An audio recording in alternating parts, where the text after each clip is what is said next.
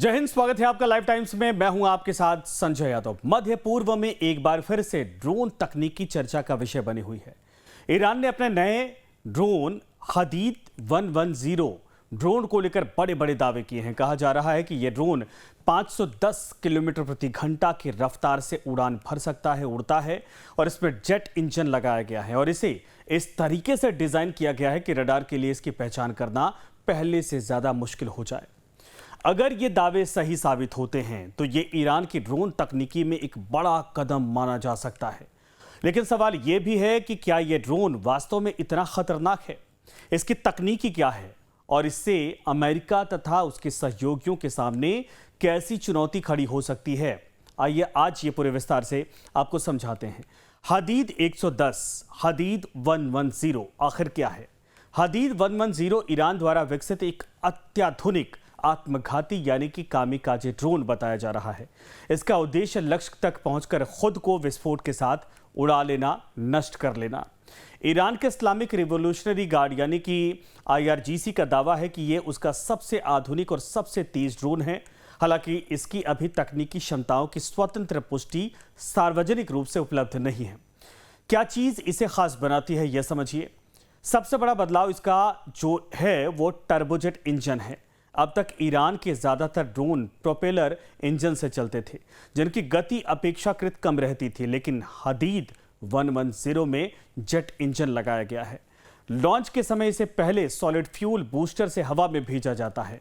कुछ सेकंड बाद jet engine चालू होता है और ड्रोन तेज गति से अपने लक्ष्य की ओर आगे बढ़ता है।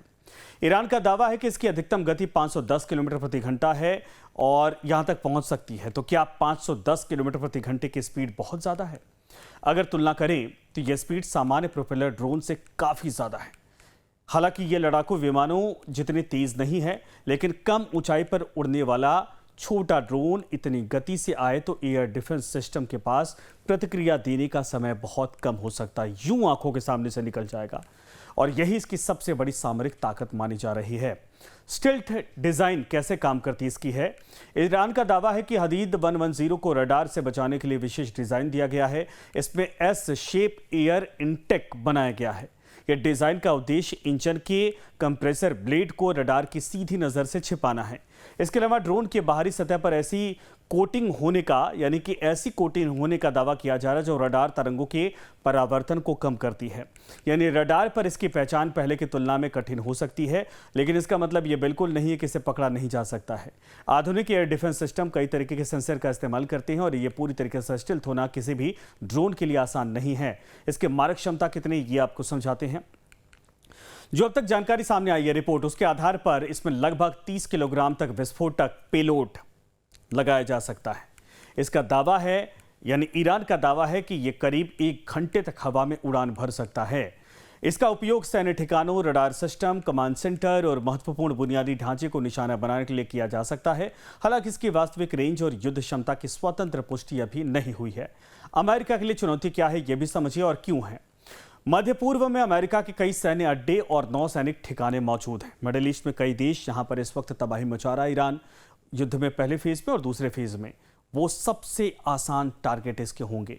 बचने का तरीका बड़ा मुश्किल हो जाएगा।